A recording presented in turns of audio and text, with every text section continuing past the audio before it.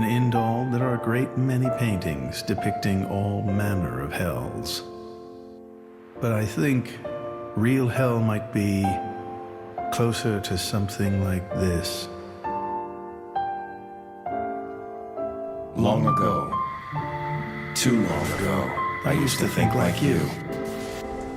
Indeed, it led me to climb the world tree.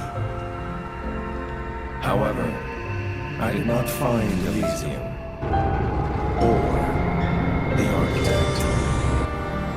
I believe it was because I was unworthy. Watch humans closely and you'll learn one thing.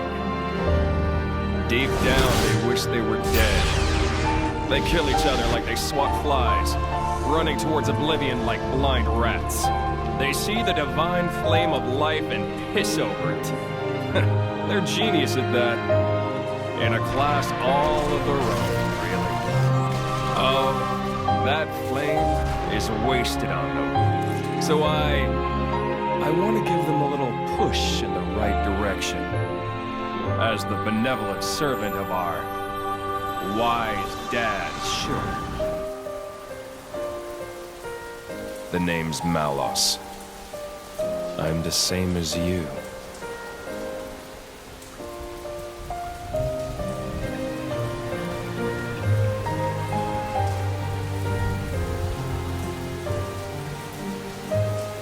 Let's take a moment to recap everything we covered so far so we can examine how all the characters are connecting to the same exact themes. Sounds like a plan.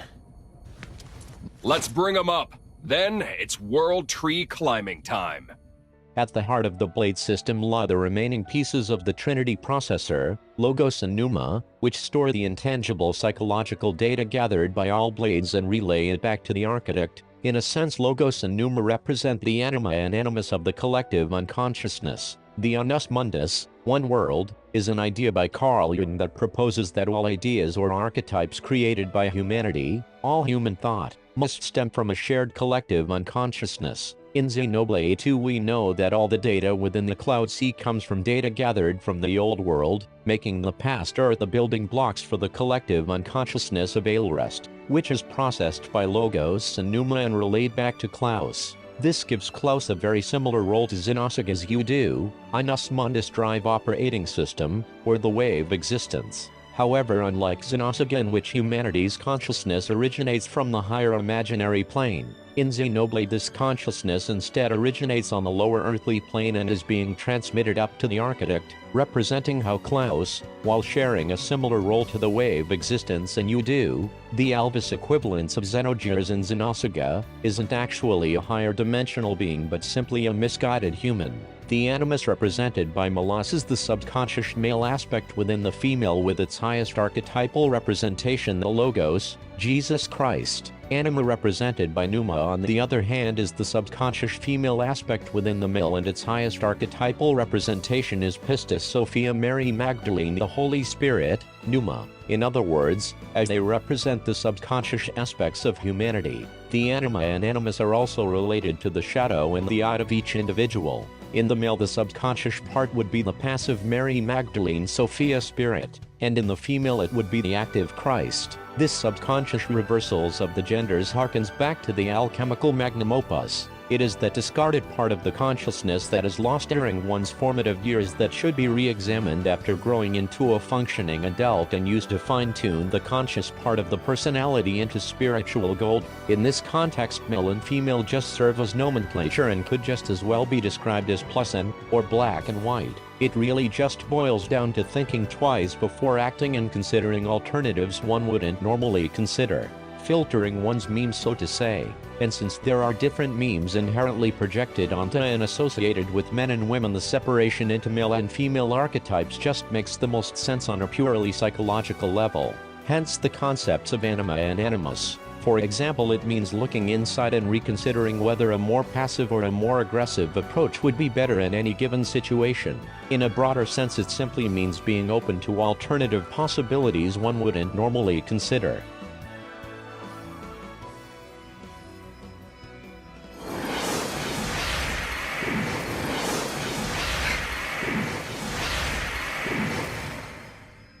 What? The Aegis sword. Why? Why did sword break? Perhaps it was just down here too long. You're bloody kidding me, right? After we trudged all the way down here. It's okay. How can it be okay? Pyra's one true sword just broke. This was never about the sword. We have everything we need. Huh? I know now what I have to do. Let's go. We've got rescuing to do. Rex, look. Nia, do you trust me? Yeah, but... You've realized something, haven't you, Rex? Something important that the rest of us can't see. I'm with you. I've seen that look in your eyes before. So to recap, Logos and Numa as the two halves of the Blade System's observational system, embody the extremes of the two sides of the collective unconsciousness, the Anima and the animus, the Holy Spirit or Numa and Jesus Christ, the Logos, with the architect and the conduit serving as the father aspect of this trinity. The same concept also underlines the bianus and mechanus as the two origin points of human consciousness, with Alvis or Ontos Elsha as the third point. All of this esoteric weirdness is expressed through the image of the Sephiroth, the Tree of Life, with the two pillars, Boaz and Jechin, serving as the two sides of duality, Logos and Numa, the connection between them showing the path from the lowest point, which represents the earth, Melkoth, to the highest point of godhood, Keter. The two pillars of the tree represent the good and evil sides of morality or just duality in general, with the point above them being the gnosis, the symbolic eating from the fruit of knowledge of good and evil that places one above the false dialectic and into the spot of the demiurge. So the Gnostic interpretation says the third point is actually the demiurge, and that which lies beyond the top is synonymous with the monad. Hence Gnostic enlightenment is to stand above the demiurge's false dialectic of good and evil. Ascending this tree of life to achieve divinity is associated with the story of the Jacob's ladder. Hence why the song Drifting Souls is all about a depressed person letting go of the Jacob's ladder to achieve happiness, as the entire point of the series is that no one person is truly morally infallible, and that true enlightenment lies in accepting that one knows nothing and that being selfish isn't inherently bad, if you aren't being a dick about it. This is why the entire series completely flips this occult imagery on its head. It's basically one giant dab on moral grandstanding, which it ultimately views as a slippery slope that easily becomes an excuse for extremism and moral subversion justified by borderline insane delusions of grandeur. When the architect tells Malos that it was a decision they made together, it equally applies to Jin and Amalthus. While Malos was originally under the influence of Amalthus, he eventually arrived at the same conclusion as Amalthus out of his own volition after witnessing Jin's plight. Ironically, while the Logos is meant to represent pure logic, Malos is actually entirely driven by emotions.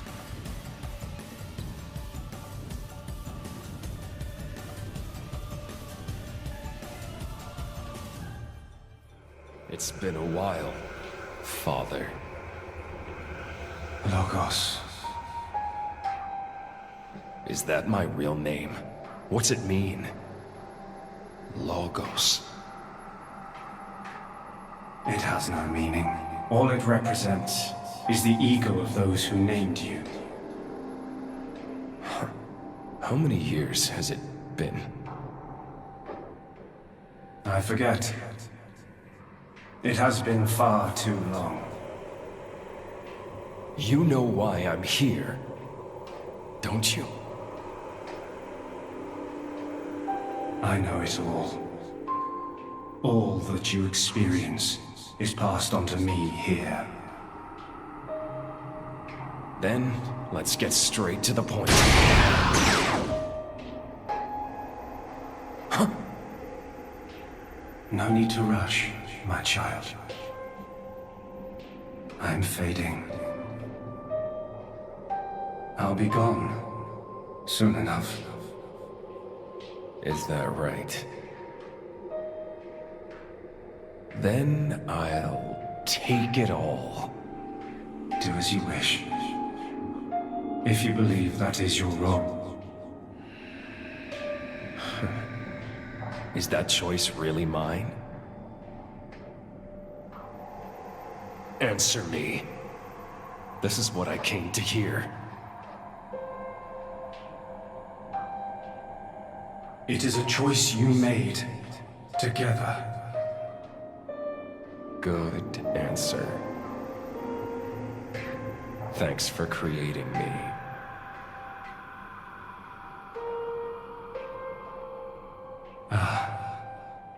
And here comes the other answer. While Malos represents the corrupted ego of a man proclaiming himself to be God, thus being analogous to the Gnostic concept of the Christ consciousness, Malos found purpose in embracing his role as the ultimate evil, by becoming an embodiment of the Ouroboros, and pushing Rex to overcome this obstacle, while previously always shown as a second-in-command to Jin, who has basically become his surrogate driver. This final battle is the first time Malos truly fights his own war. In death, Malos found his own identity, in what is perhaps one of the most meta displays of storytelling ever, by taking on the role of the final boss. Either he wins and destroys everything, or he pushes the characters far enough to acquire the strength that needs to bring about true change. Not just physical strength but also psychological and cultural, to break the self-destructive ideology ingrained into Aelrest. One way or another the world is about to change, and so either way Malos is getting his wishes. Either outcome will end the stagnation of Aelrest. Rex and Numa, the two imperfect halves completing one another, become this symbol of perfect balance that can control all elements in the world and create something out of nothing, which is the power to bring about true change, and stands in complete contrast to Jin's particle manipulation that can only corrupt that which already exists. Absolute zero, the ultimate stagnation. Malos and Amalthus, on the other hand, are unable to cooperate and instead become a symbol of pure deconstructionism, which is represented by the fact that they are one of the few pairings in the story where the driver and blade share the same gender, which is meant to visualize the psychological imbalance that drives these characters. Blades express their drivers' hidden emotions. In a sense, they serve as an embodiment of their respective drivers' anima or animus. Thus, the relationship between driver and blade is crucial in truly understanding these characters. Simply put, they are two sides of the same coin. For example, Pandora spark trapped behind jadedness of Zeke and Rex's ponytail fetish. Mineth Amalthus desire for stagnation preserving the past. See painting and Mineth's record keeping and playwriting. It's rare for the driver's nature to appear so strongly in their blade. People tell me that from time to time, but is it really true? Perhaps. But whatever the reason, I am happy if I look even a little like you, my lady. We're even the same dress size. Right?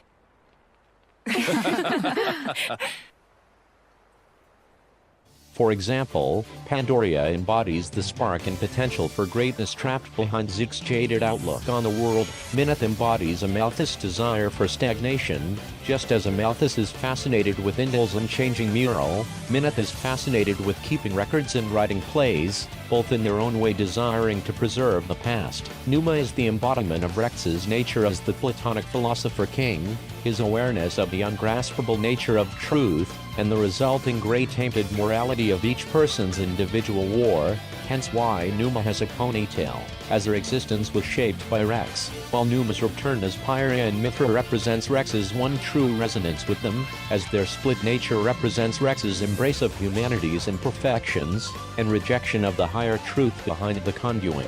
In this context, the same-sex nature of certain driver and blade combo simply visualizes this imbalance in the driver's respective anima or animus and hints at their psychological trauma. All it denotes is that these characters feel that they don't have a place in the world and that their existence lacks a purpose. Rex's awakening as a true driver embodies the attributes needed to mend these wounds, as is shown in his connection with Nia, who is herself a flesh-eater that devoured her sister and whose arc revolves around this lack of purpose. This is also why Nia's true power, that was unleashed after Rex's awakening as a true driver, is diametrically opposed to Malos' abilities, the flesh-eater that regained her purpose, and the malice that led her and the rest of Tona astray. Poor, helpless little maggots! Oh! Nia! You! Nia! I should have used this power earlier. But I was afraid. Afraid to go back to those days. Lives have been lost because I was afraid. Nia! But someone taught me that I don't have to be afraid. Now I get it. My life has a purpose. Your power might destroy Malos, but my power restores. As long as my friends have the will to live, that's all I need. There is no wound you can inflict that I cannot heal. Blade weapons, too. They were born from us and could be healed just the same. Rex! Everyone! It's time to end this!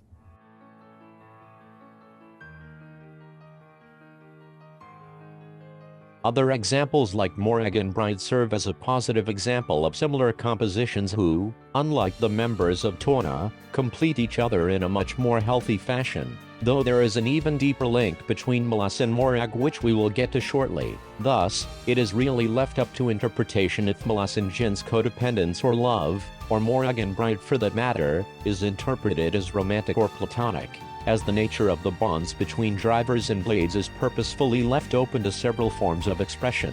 So while Morag and Bride complete one another due to their difference in personality, Malos, Amalthus and Jin end up enabling each another in extremely unhealthy ways. This becomes especially interesting when considering that the two characters responsible for instilling their contradictory ideologies into Malos and turning him into an unhinged psychopath are both depicted with an illuminated third eye. In their own ways they corrupted the original Logos, the Word of God, the embodiment of logic, into the antithesis to the very concept of reason.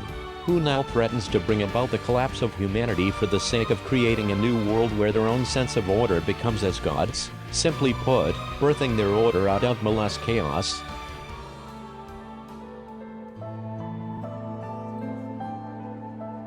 Questor, is it really true that... Certainly, I did give life to Malos, but when he acts, it's divine will. The destruction of the world is the will of the divine. Indeed it is. Malos is the instrument of destruction. Making the architect's will imminent takes many able hands.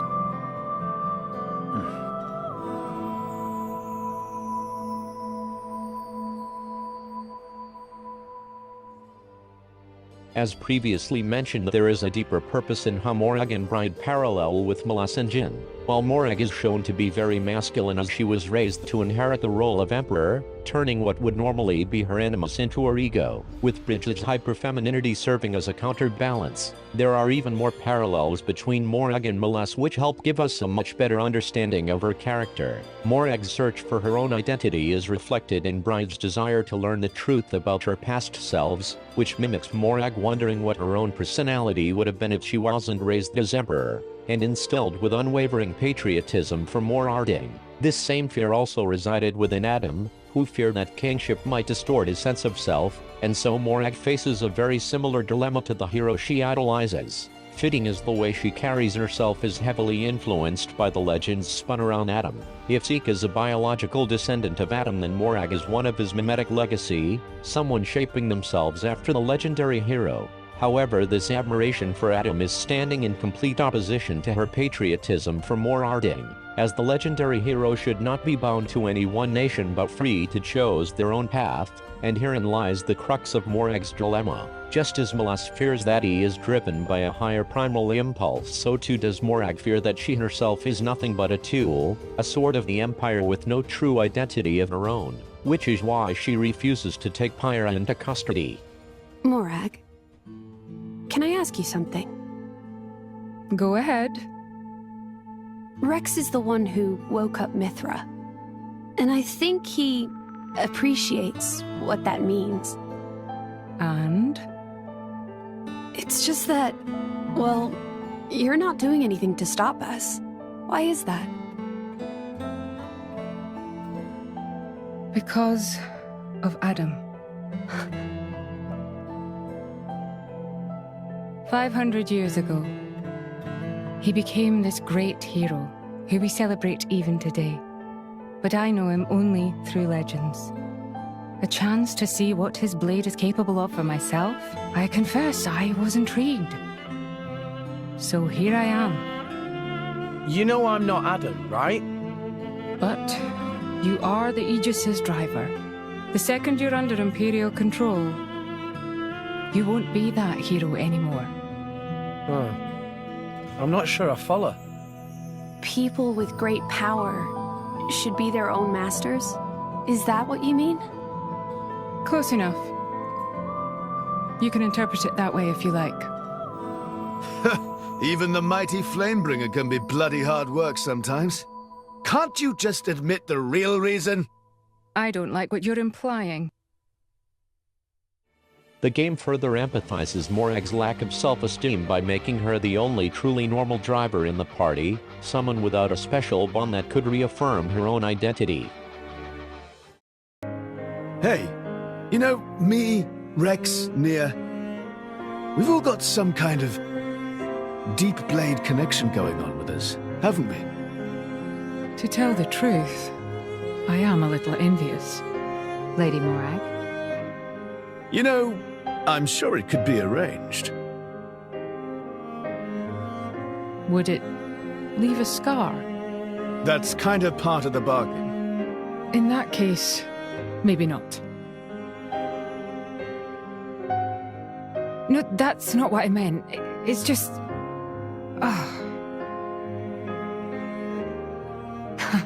Relax. Much as I appreciate the sentiment, I wouldn't want you to harm yourself. This is why the game tends to focus so heavily on Morag whenever the story brings up flesh eaters or when Malos finally activates Ion. As she searches for her own identity, she heavily identifies with flesh eaters and blade eaters, people who have, in a way, rejected these outside influences on their personality. Perhaps jealousy is the right word for it. While her self-identification with Malos comes from their shared lack of identity, Malos being influenced by Amalthus, and Morag having been influenced by her upbringing as a patriot. Throughout the story, Morag is entirely driven by duty, only ever beginning to act out of her own will until she goes to Elysium for her own reasons, in a search of this identity that she feels she doesn't have, at which point she learns that she can choose to be loyal to Morag through her own will, just as Malos chose to be loyal to Jin while still following and agreeing with Amalthus' drive. I miss it, you know? Lake Util and Gormott. What? Remember when the two of us would shake off the servants and go swimming there? Yes. Of course. Kids from the nearby village would come too. Good times. Majesty. If Mor Ardain, no, the whole of Allrest, could be like that again, wouldn't it be beautiful? Is that my new duty then? In truth, it should have been you sitting in this chair right now. The Imperial line has always passed from father to son. On the day your Majesty was born, that's exactly what happened. I knew that day would come. It came as no surprise. You were raised by my father to take the throne of the Empire, as befits the daughter of my Lord Uncle Andrig. And I am grateful for it. If not for him, I would never have met Bridget. Never have met them. I'd have missed out on so much. There. Those are your true feelings. A magnificent power resides in you. Morag, power like yours exists to be used. Niall. You've been tied down long enough. Follow your heart, Morag Lidair. I have no words. Thank you, Your Majesty. Very well then. I hereby accept the task you have assigned to me. That's the Morag I know and love. Make me proud.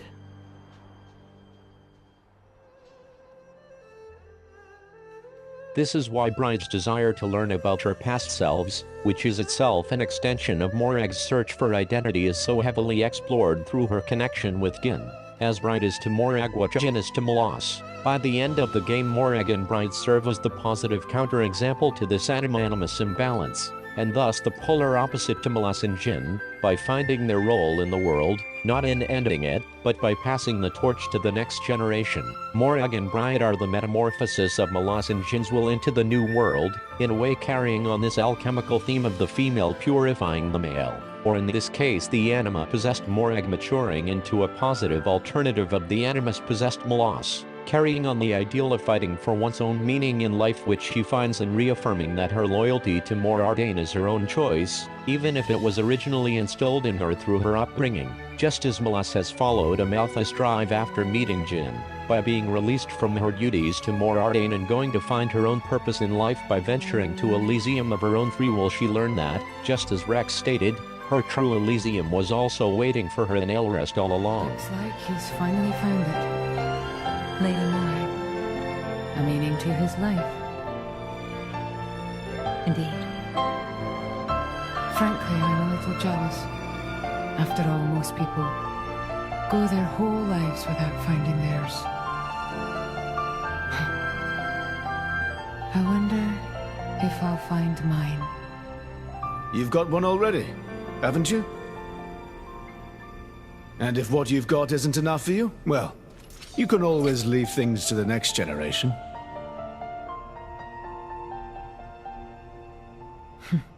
You've got a point. Surprisingly enough.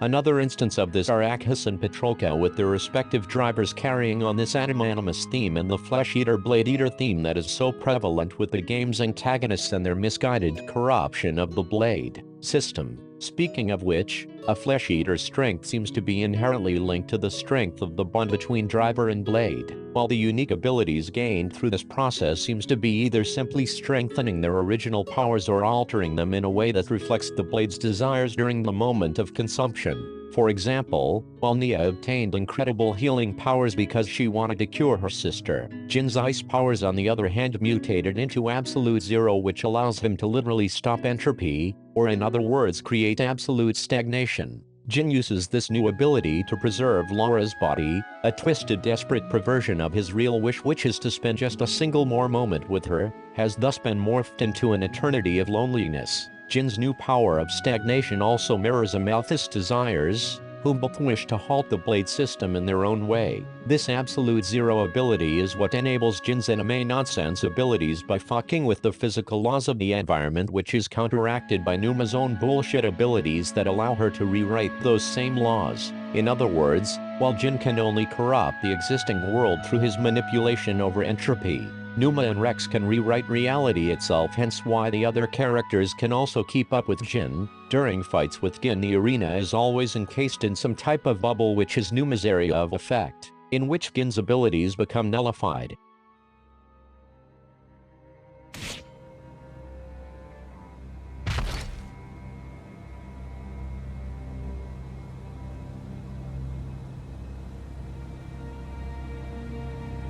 You wanna kill us, huh? You're not human. Flesh eaters? We were on our way to be transferred to Indol.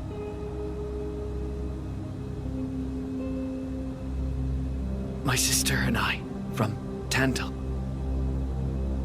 Sister?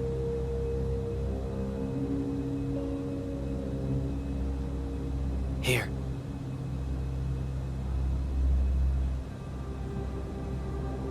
The boy on the left, that was my driver. The right is Patroka's. Patroka. Is that her name? Yes. I'm Akos.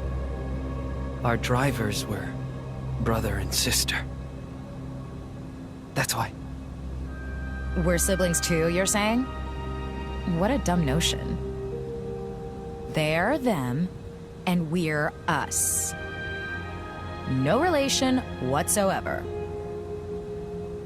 Even so, these bodies contain the lives of two humans.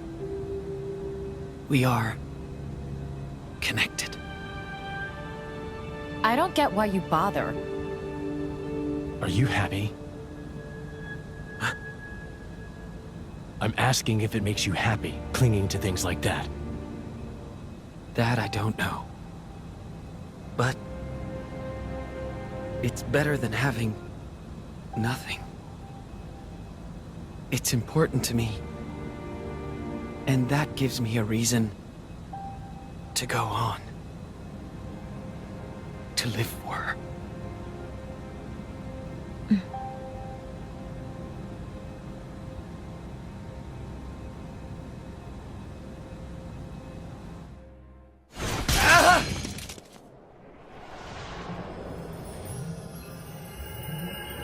Oh! Have I mentioned how irritating that ability is? You did mention that.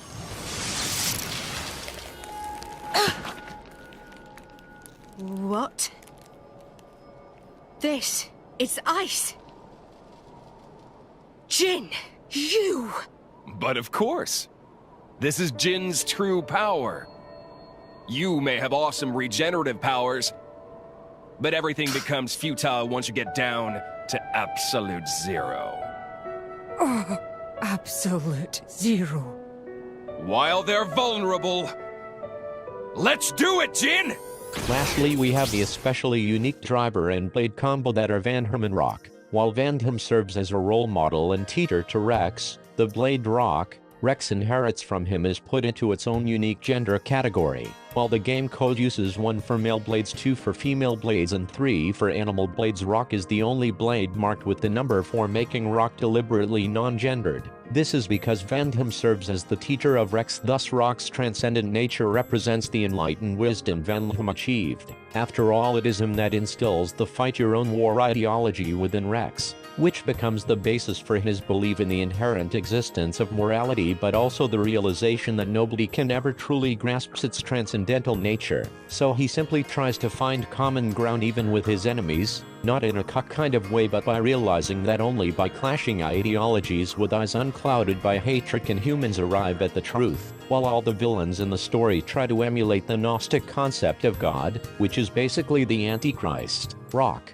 the blade, and thus the expression of the ideology Rex inherits from Vandham, displays several traits usually associated with Lucifer. The peacock's regrowing rainbow-colored plume is associated with the phoenix and being beyond black and white morality, the pride of adorning itself with gold, and the genderless nature, which just refers to the absence of black and white or being beyond good and evil, which links back to the rainbow colors of the peacock, are all occult symbols associated with Lucifer. Hence, the Lucifer symbolism associated with Rock serves to symbolize how Vandham's teachings have absolved Rex of this black and white thinking and made him realize the tainted morality of each individual. Unlike Amalthus and Jin, who both see themselves as just, since the game flips this Gnostic symbolism on its head, Rock thus doesn't symbolize the Gnostic idea that morality is just a product of a demiurge that doesn't truly exist, but rather that true unbiased morality is unachievable, and that only by fighting their own wars and clashing their selfish ideals can humans achieve a true synthesis. However, since the entire structure of the story is billed as a critique that flips Gnosticism on its head, instead of having the image of Lucifer represent mankind finding enlightenment by becoming like the Gnostic idea of God, someone claiming to be above morality that knows all the answers and thus has the right to oppress others, it uses this as a symbol to embrace humanity and that people should evolve by embracing their differences and making up for each other's imperfections, fighting their own war as friendly rivals. Basically identical to Nietzsche's tarantula dance within Thus Spoke Zarathustra, associating Vandham's teachings with Rock and making the Lucifer figure given to the protagonist a manifestation of his knowledge over the existence of universal morality but also mankind's inability to grasp it. Dromark thinks she just needs rest. That's good to hear. Maybe. I used too much power again. Hey, Rex. Know what the difference is between me and that Akos fella? Well, he's a bad guy, trying to get Pyra. And you're... not? Thanks for the vote of confidence, kid. What if I told you that we weren't that different? Huh? My crew at the village, we think we're fighting for justice. But a just fight? I'm telling you now, there's no such thing. What people call justice, it's just an excuse to fight. War is war. The more you stand up for yourself, the more people want to fight you. Before you know it, you're in a war. Listen, all I'm saying is, we've got our fight, and he's got his. What he's doing is... Yeah, it's bad. But war ain't about right and wrong. Power. That's all it is. And power can take many different forms. It depends on the heart of its wielder. If we don't use our power, just because we're scared of it, we're done for. As for who's right and who's wrong, no one knows for sure. So all we can do is protect what's important. I think I understand. We all got our own war, kid. My... war? In a story filled with people wanting to become as gods, Rex had to, in a way, become more flawed, losing his shonen protagonist-like naivety and become a selfish but mature human. The theme of selfishness itself not being inherently bad goes all the way back to the love story between Faye and Ellie in Xenogears and returns here in the relationship between Rex and Pyra. That's really the point of why Rex still tries to reason with Malos and Jin, not because he forgives them or agrees with them, but because he has to understand them to break the cycle of mankind's self-destruction, culminating in him having to accept his beloved's sacrifice, the one thing Jin couldn't do, to overcome the true Luciferian corruption instilled within Logos through Amalthus and Jin, which is the Gnostic Christ consciousness, the belief of man gaining the knowledge of God, the knowledge over ultimate morality through the knowledge of both good and evil. Rex chooses to fight his own war for his own beliefs, selfishly accepting the imperfections of his optimism, which he proclaims right after blocking Aeon's left hand, thus symbolically rejecting the Luciferian left-hand path, and finally severing Malos' right hand, his claim to being beyond the duality of the left hand and the right-hand path, symbolically severing Malos' claim over the ultimate truth.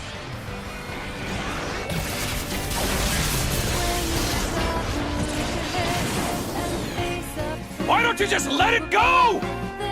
Who do you think you're doing this for? I'm doing it for myself. If it helps put smiles on people's faces, helps them live their lives together, then that's my role in this world!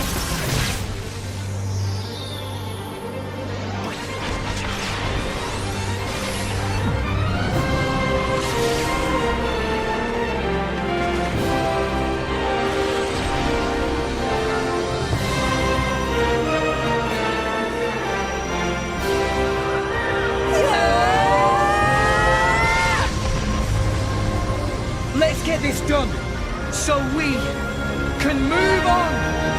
For the future!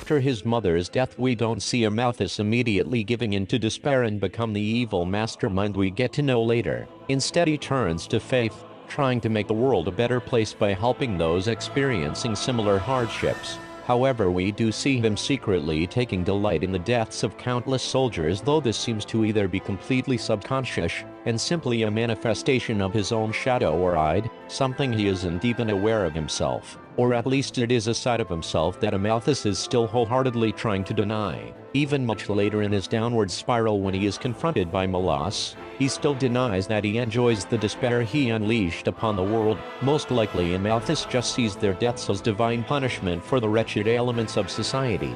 Punishment brought upon the world by the core crystal God had ordained for him. Of course, this side of Amalthus is what gave rise to Malos' twisted psyche in the first place. Hence we could interpret Malos, or at least a part of him, the hunger he feels, as a manifestation of Amalthus' side. In Torno we learn that during his time as quester, Amalthus was responsible for establishing Indol's refugees policies. Amalthus later reveals to Zeke that he keeps the refugees as a reminder about the true nature of humanity. After all, it was the crimes of a war victim whom he actively tried to help in his time as missionary that made Amalthus ultimately give in to despair and climb the world tree. Another interesting parallel to Jin, who keeps Laura's remains as a reminder for his goal. What he seen that day was that even when you try to reach out to others, they will just bite the hand that feeds them. In the end, everything he did as a quester had been proven pointless to him, as in his eyes mankind will never change. The same jaded outlook on life is also shared by Zeke, the only character who ever managed to bond with Amalthus over the similarities in their backstories. This bond is shown by the fact that Amalthus has unique boss dialogue for when Zeke is in the player's party during their final battle.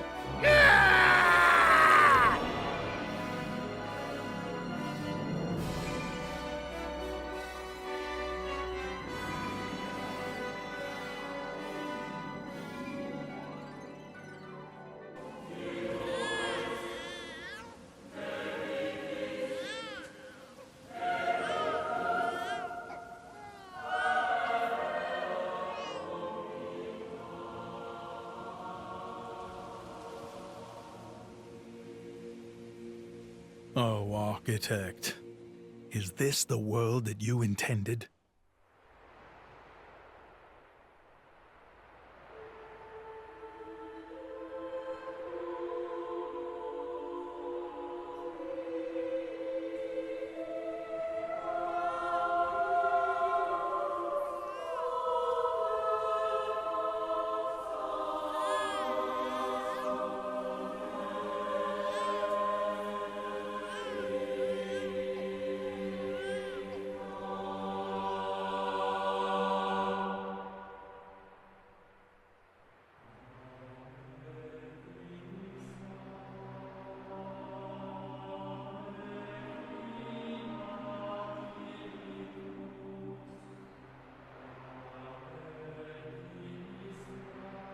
I arrived too late. Is that right? Was that their child? That soldier? Wasn't that the one from... Such a cruel world we live in. Huh. In Indol, there are a great many paintings depicting all manner of hells.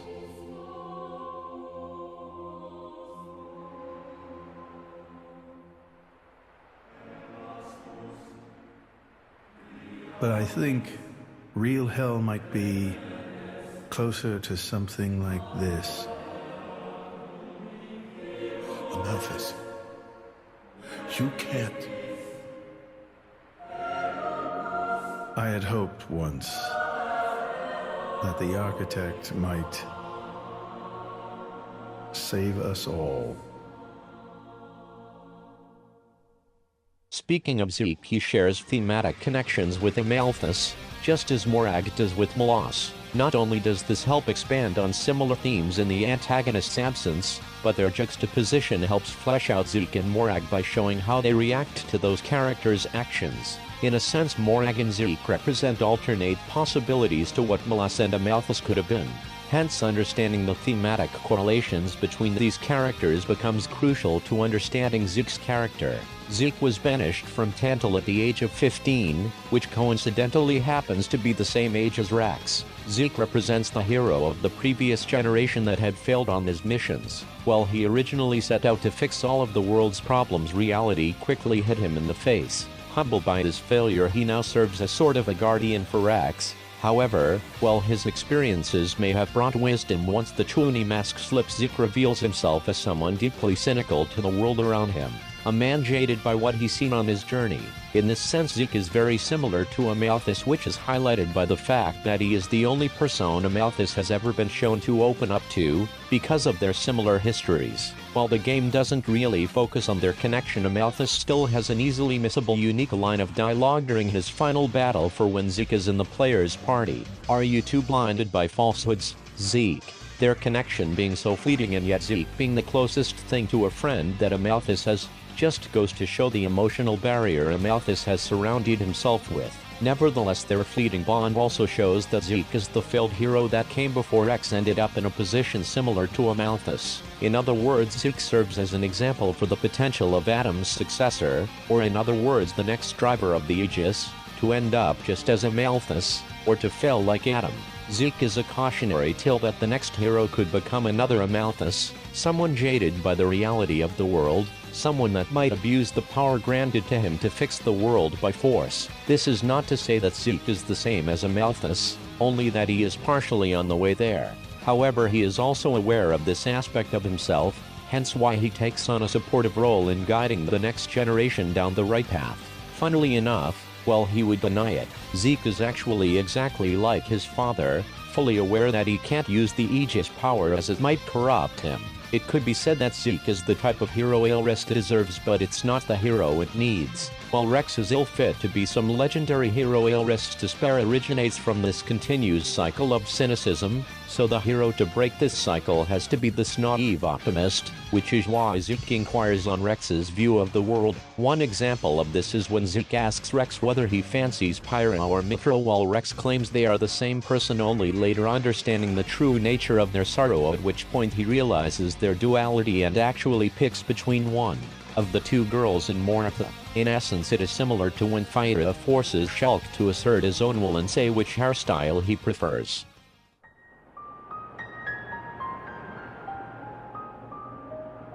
Say, chum, which one do you fancy?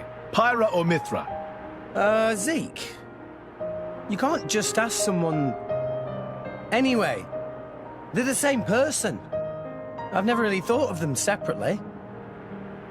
Are you serious? But they're like totally different characters. Like, Mithra is jolly intense. And Pyra is just totally mellow, or, I don't know, what's the opposite of pushy? On the outside, maybe. But Pyra's got a lot of backbone, too. She can be pretty stubborn. You seem to understand them pretty deeply. Well, I suppose you are their driver. Hey. Yeah? You're a prince from Tantal, aren't you, Zeke? Why were you in the Praetorium? I mean, you can't just ask someone. Oh, his old man kicked him out. Oi! No, bad blade, bad. How long have you been standing there? From about... Which one do you fancy? Which one do you That's the whole conversation. But you've seen how my prince here is. Couldn't stop himself leaving a few times. So he got chewed out and disowned. Back when he was 15 or something? Yeah, something like that. Then the Praetor himself found him half dead on the ground one day and took him in. He made up that special envoy stuff. And that's how you ended up in Indol. It all makes sense now. Oh, but wait. Is it safe for you to go back to Tantal then? This time we've got official business from the Praetorium. It'll be fine, probably. Besides... Yeah? Tantal is too ignorant of the outside world. It needs a wake-up call. Sire, we have reached the designated coordinates. Please. Right! Ready? You betcha! Huh? Shut up and sit down, chum. This'll be great! This is why Zeke is more or less a parody of Shulk, as the story itself is Xenoblade 1 flipped on its head, and why his super duper meme moves all parody the kanji imagery of the monado's forms. Xenoblade is basically an alternate scenario in which Reyn had to be the hero instead of Shulk. This brings us to where the entire idea for the story probably originates from. Originally, Takahashi actually planned for Reyn to become the final antagonist of Xenoblade 1. The idea was that Charlotte would have died and Reyn tries to rewrite the past with monado magic. The conduit was also originally planned to appear in Xenoblade 1 but was cut because playtesters didn't get the reference. However, this plot was eventually scrapped because Takahashi didn't want to write a story where your best bro betrays you. We can make an educated guess that Reyn and Shulk probably had to duke it out and fight over the conduit's power using the bias and the mechanus. I think it is highly likely that this idea of the two bros fighting over the conduit eventually morphed into the parallel timelines concept we know today. Hence why Rex is more like Reyn and Zeke is more like Shulk. Therefore, the more fitting hero ends up as the Chuni support character. Like Rex is Reyn put into the role of Shulk, Zeke is Shulk put into the role of Reyn. Thus the pessimist has to put on a mask and pretend. This is also where Pandora comes into play. She is the Pandora's box, the divine spark trapped within Zeke's jaded pessimistic outlook on the world. That's why he takes on the role of the Chuni sidekick, as he is under no delusions and knows that behind the Chuni facade he is too similar to Amalthus and Adam to wield that sort of power properly. Thus it is also rather ironic that Idil's special envoy ends up being one of the key factors in preventing Rex from going down the same path as Amalthus. In an extremely roundabout way, the faith of Idil did end up guiding them down the right path, even if it was just because Zeke led Rex into the exact opposite direction as the one of Amalthus' twisted faith. Since Amalthus is doing the exact opposite of Klaus' wish and Zeke is acting as a special envoy for Idil and is also opposing Amalthus, in a way Zeke can be seen as a metaphorical guardian angel, which perhaps explains his role the best. Zeke's opposition to Amalthus is further empathized in his Eye of Shining Justice nonsense. His left eye, which is usually associated with the Eye of Ra or the All-Seeing Eye, is the one covered, showing only his right eye, the Eye of the Right-Hand Path, and Shining Justice, in other words Luciferian Gnostic Order, is associated with his left eye, which also activates his Ang Plus exclusive super move. As the Eye of Shining Justice turns out to be more than just a meme, the most likely in-universe explanation for it is that it is connected to his Blade Eater powers, which are of course connected to Idil and Amalthus' Gnostic alchemical experiments. Fun fact: since it is shown that Blade Eaters like Mikhail can actually generate their own weapons, and since Pandora only ever uses the handle of Zeke's weapon as a staff, it is very likely that the actual sword part of the weapon is actually Zeke's Blade Eater weapon. While Zeke covers his left eye, Malos covers his right eye, as he calls himself Endbringer, showing that the both of them are diametrical opposites of one another. While Malos is Amalthus will made manifest, Zeke is denying himself to fall prey to that same desire, instead guiding Rex down the righteous path. While Zeke covers his left eye, thus Zeke and Morag are the good alternate possibilities of both Amalthus and Malos. Zeke and Morag are the male and female principal, while they are both more fit to be heroes living up to the legendary Adam than Rex. Together they can guide Rex to become like the true Adam, an absolutely average, selfish, good-hearted person. Long story short, Zeke is partially just ironically pretending to be a Chuni to hide the cynicism which shines through the facade on several occasions. You could say he's just ironically shitposting to hide the pain. Deep down, Zeke truly is a peak gamer. That's it? That's all I get? Oh, fine. Anyway, ready to concede defeat to the Zekenator? As if. We're only just warming up, you pompous ass. I'm right with you. Let's show him what we got. Yes! Let's see if the aegis is worth the hype. Hiya!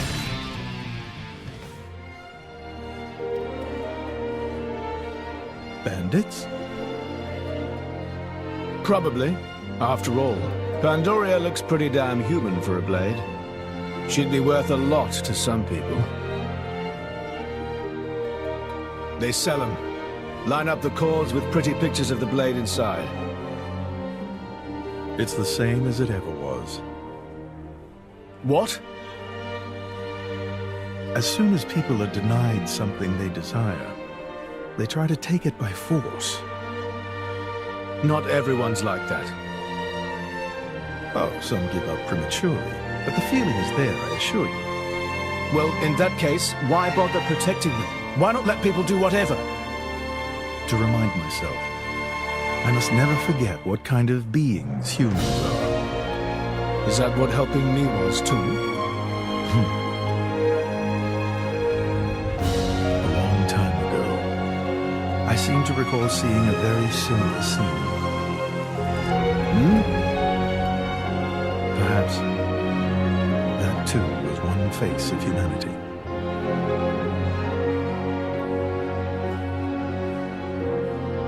Yet this event would also set in motion a chain of bizarre coincidences that happened to the wrong person at the wrong time. That day, the soldier Amalthus saved tried to steal a Cloud Sea compass, which probably began Amalthus' career as a salvager. During his time as a salvager, Amalthus eventually ended up finding a piece of Morag's technology that, based on its design, appears to belong to a Colossus-type artifice. Finding these technical marvels was probably the final sign he needed to begin climbing the world tree. There's no way to express how difficult of a journey that would have been and what tremendous determination it must have taken to physically climb the outside of the world tree. On another note, considering that the world tree was also called Beanstalk, there is a cheeky Jack and the Beanstalk reference going on here. Further than that, however, ascending the world tree also reflects on the idea of climbing the Jacob's ladder and thus ascending the tree of life, at the peak of which Amalthus finds Logos and Numa, the Boaz and Jechin figures, basically the fruit of knowledge of good and evil which he brings down to the people of Aelrest. Therefore Amalthus bears thematic similarities to the occult Lucifer and Prometheus, as he sacrifices himself in a fall from grace symbolized by his fall from the world tree back to Aelrest, to give mankind the divine knowledge of the architect.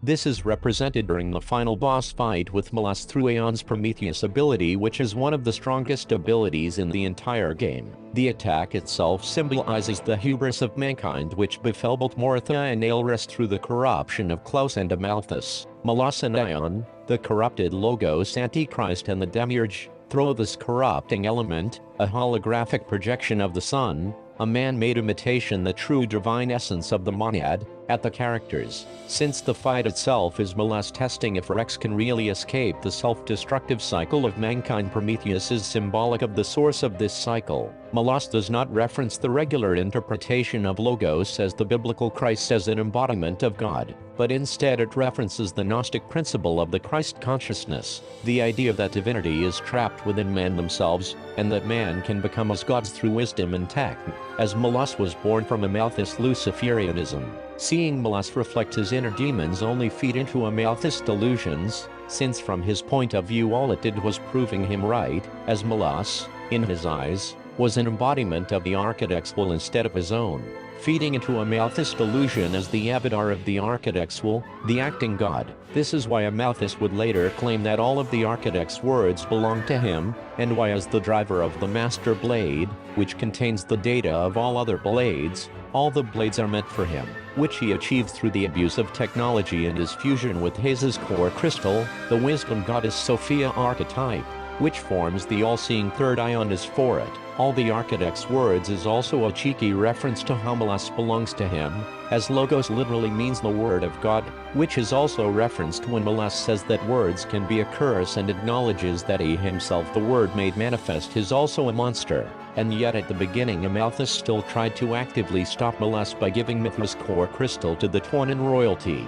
Although a hypocrite, it would be wrong to say that he had already become evil at this point, though the facade indeed already begins to crumble as others can see that he secretly takes delight in this chaos, while all the reasonings for his character arc are still in the game, and incredibly intriguing. The game just does a piss-poor job at presenting them properly, thus making it seem like he is just evil for the sake of being evil. As a result, we only get to witness the final stages of his descent, and the rest of his character is put into flashbacks that get rushed out the door in the final chapters. However, while the execution is certainly flawed, we can actually still pinpoint the exact moment where his transformation goes beyond the point of no return and where he finds his misguided role in the world. Once Amalthus is shown the truth behind the core crystals and the messages they contain, a message from the Architect, this is what Amalthus was looking for all this time, and immediately after realizing that it is contained within the core crystals, he learns that Malos holds the data for all live within his core. And so he asks Malos if he was indeed the Master Blade, and after Malos confirms this, it becomes clear to Amalthus that if Malos is the Master Blade, he must be the Architect's chosen one, the Master Driver. Hi. Malos? And here I thought I had seen the last of you. Now. I never meant our parting would be forever, you know. I've just been to see the Tauran Titan. I bet it'd be real interesting to see it in its true form. Where did you learn that? Learn? Inside my core, I have all the data of all Blades and Titans. You have all of it?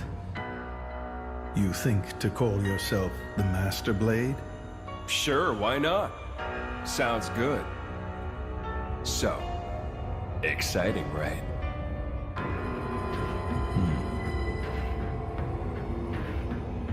My partner.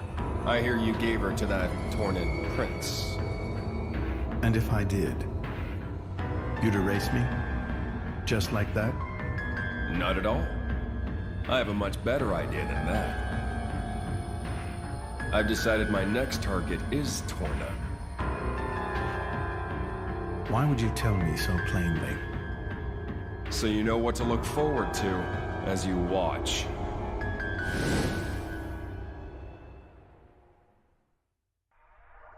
As blades were commonly seen as inferior to their drivers outside of Old Torna, it is sadly only logical for Amalthus to believe that he had been chosen by God to stand at the apex of creation, God's will made manifest, enacting God to rule over Aelrest in the Architect's absence. Words we see reflected in the name of his boss theme, the acting God, while in Torna Malos uses a remix of the same theme titled Over Despair and Animus, accentuating his role as a being twisted by Amalthus' dark psyche. The close of the researcher, working alongside Amalthus in Torna, who acts as a devil whispering into Amalthus' ear, bear the symbol of the Chaos Star, a symbol of chaos magic, which is an occult tradition that rejects the existence of absolute truths and instead argues that truths are relative to the individual. Chaos magic believes that occult practices don't work because they depict some universal truth, but simply because the practitioner believes in them. Thus the Chaos Star symbolizes the absence of order, and is similar to Aleister Crowley Theleman nonsense, which doesn't need to be a part of this video. This symbology once again connects Amalthus with a Luciferian denial of pre-existing morality. In a sense, this researcher serves as the only truly evil character in the story, while others are just misguided and are fully convinced that they are doing the right thing. Thus the scientist is the Mephisto figure to Amalthus' Faust, the literal devil whispering into his ear.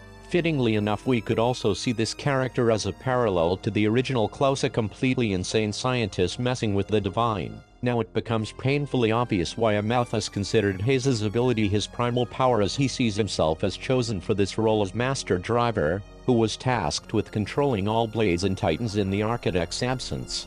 Fittingly enough, Hayes, who has the power to bend ether, also has the wind element, connecting back to the alchemical era or Mercury, and thus the wisdom goddess Sophia, which is also the aspect she represents in regards to Laura's previously mentioned role as the Adam Cadman figure of the story and thus as the origin of duality. So it comes as no surprise that the core is embedded into Amalthus forehead representing the illuminated third eye, the all-seeing eye of Ra, which represents his delusional clairvoyance and transcendence above the concepts of good and evil. And if words are indeed a course, then what sealed Amalthus' fate was the core crystals themselves reaffirming what the Logos, the Word of God made flesh, had already told him. Long story short, Amalthus fell victim to desperation and found a solution in something beyond his understanding, leading him down the same path as Klaus, resulting in the birth of a second Zanza. Isn't it mind-boggling? A message from the architect, no doubt. From the architect? Indeed. This is just what you were after.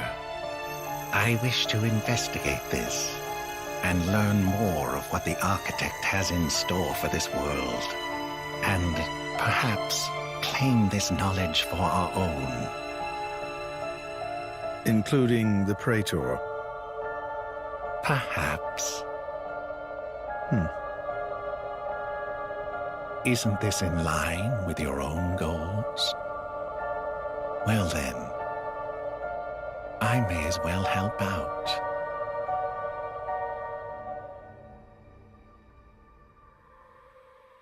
In a way, Xenoblade 2 is a reverse retelling of Xenoblade 1. Malos is the Shulk to Amalthus Zanza and the conduit is their Alvis. Jin takes on a role somewhat similar to Minath in that his influence frees Malos from Amalthus' influence, similar to how Minath wishes for humans to be free from Zanza. In this comparison, the true monado would be synonymous to Ion, as using it is what allows Malos to destroy the world for himself. Even if actions ultimately align with Amalthus' goal, his reasons for doing so are his own, and Ion is the embodiment of this individuality. It is also pretty neat how the first time Malos is truly in control of his own actions, he is literally controlling a machine in a fight mirroring the one against Aegis both which initiated the separation of Shulk and Zanza. In a sense, it was impossible for Malos to stop the artifice, as it was a literal fight for his life and his identity. By completely flipping this Gnostic symbolism on its head, Xenoblade 2 somehow managed to make Malos a tragic and yet still purely irredeemable Antichrist figure. Thus Numa, as the spiritual Mercury of the alchemical magnum opus, is forced to purge the caput mortuum that is Malos, metaphorically purifying Malos and in death restoring him to his role as Logos, which opens the gates to the true Elysium by moving beyond the ideology that gave rise to it. In death, Malos still succeeded in his transformative role of evolving mankind and obtaining freedom by pushing the group hard enough to the point they acquire the strength necessary to break free from the Ouroboros that Ion and him represent. By proxy, also proving that the bonds between drivers and blades can overcome humanity's cycle of self-destruction. By activating Ion for his own ambitions, Malos rather than Amalthus' instinct, Malos achieved the same Numa as Rex, his own personal truth. With their viewpoints diametrically opposed to one another, there is nothing left for them but to fight their war to the death, through the alchemical reaction of which the true Elysium is born. Rex's answer about the reason for Blade's existence are simply the synthesis born from the ideological struggle between his thesis and Jin's antithesis, which boils down to something as simple as the world sucks, but I'm glad to have met all of you. An answer which is resonating with Klaus, who himself finally arrives at the same conclusion after meeting Pyra and Rex. The entire conflict is just allegorical for holding proper debates without acting like a dick if someone disagrees with you, which makes the whole fanboy wars between Xenoblade 1 and 2, which are almost entirely driven by bad faith and hyperbolic arguments, unimaginably ironic, especially when considering that the interaction between the two games follows the exact same principle. Two stories starting on opposite sides, a pessimist on a quest for blind revenge and an optimist fulfilling a promise blinded by trust, both arriving at the conclusion of freedom through friendly rivalry. I don't want to fight you. I just want to get to Elysium. That's all. I won't let you stop me. That's not going to happen. We have goals of our own. You and anything that stands in the way will be wiped out. What goals? Our only purpose. Destroy humanity. Destroy the world. Then... destroy the architect. Huh? I am an aegis, created by the architect to erase existence. The ultimate weapon, the Endbringer! Endbringer? Yes, my only purpose is to destroy. I am the Endbringer. That is why I must go to Elysium and awaken the ultimate artifice Ion. You can't be serious. I'm nothing but serious, boy. This is the sacred duty entrusted to the Aegises by the architect. One neat little detail is that after becoming the new Praetor, Amalthus changes the symbols on Indil's ceremonial garments. While they previously depicted the world tree, his new robes now show the space station above it. This symbolizes how Amalthus' faith has changed from worshipping the Tree of Life towards worship of the monad beyond it, symbolizing his newfound Luciferian ideals, even going so far to adorn himself with core crystals, as they are his to command.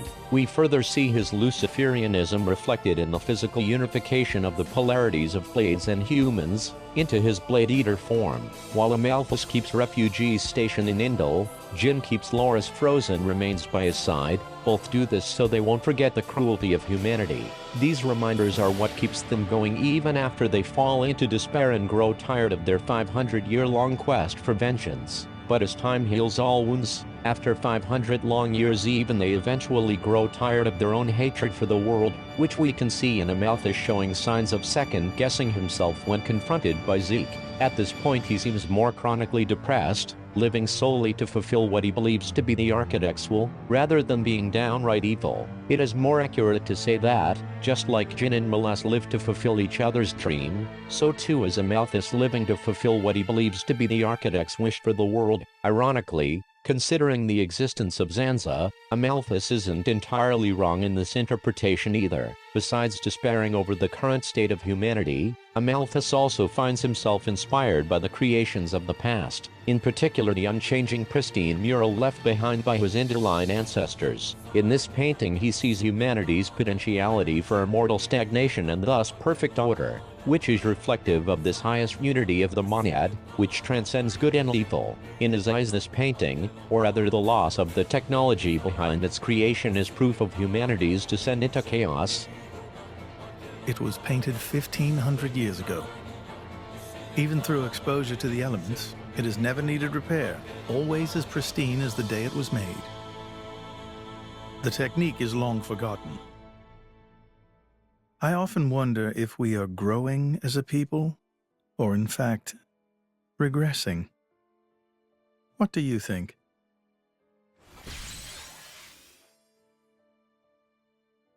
Well, I'm just amazed at how little you've changed. Has nobody ever wondered about that? I am Indiline, and the driver of an aegis. It keeps me young. If you say so. Why do this now, though? You've never let anyone go there before, have you? Times change, Mithra. So do people. That's not an answer. I would like to believe there is one who can reach the architect and save this dying world. Is that really so strange? And Rex is the one. Would you have resonated with him if he did not hold such potential?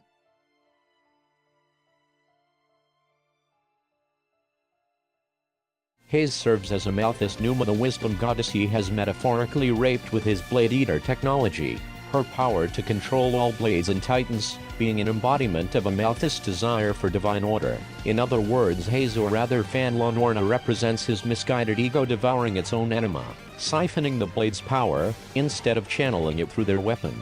Speaking of Hayes, some concept art actually shows her in an alternate more voluptuous form, probably intended as her Indlinine goddess appearance. Laura's other half, the animus figure Jin, forms a bond with Amalthus' other half Malos. who, even though they technically could, never actually fight by feeding on each other's power, neither as Blade Eaters, Flesh Eater, nor as Driver and Blade. Amalthus embodies pure stagnation as he devours everything else. Jin and Malos are pure stagnation as they purposefully keep themselves apart. All of them are sustaining themselves by feeding on other people's misery.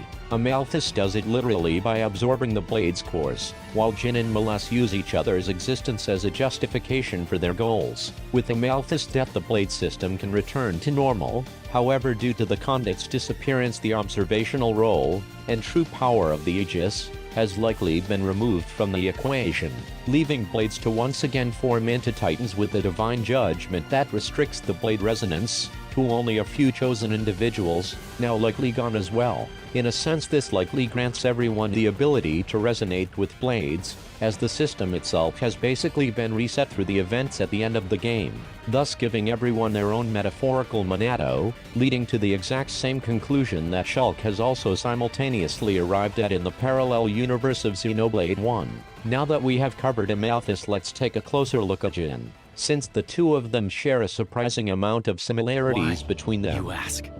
Then let me ask you this. Blades are granted phenomenal power from our Creator on high, yet we are doomed to never remember. Why? What? The accumulation of memories is what allows mankind, no, all life to grow, change, evolve, but blades are fleeting. When we return to our cores, our memories are lost, our growth snatched away forever. People aren't so different. Man's life too has an end, yes. However, though each individual life is fleeting, you pass on your memories, allowing you to grow as a species, as a culture. Why does Indol control all the core crystals? By controlling the moment of every blade's birth, they enslave our entire kind. How is that fair? We have no culture because Indol decrees it. Because that's what your kind do. Jin! Why are you the masters and we the slaves? It is we who embody the very nature of this world. Blades embody the world. I don't get what you're...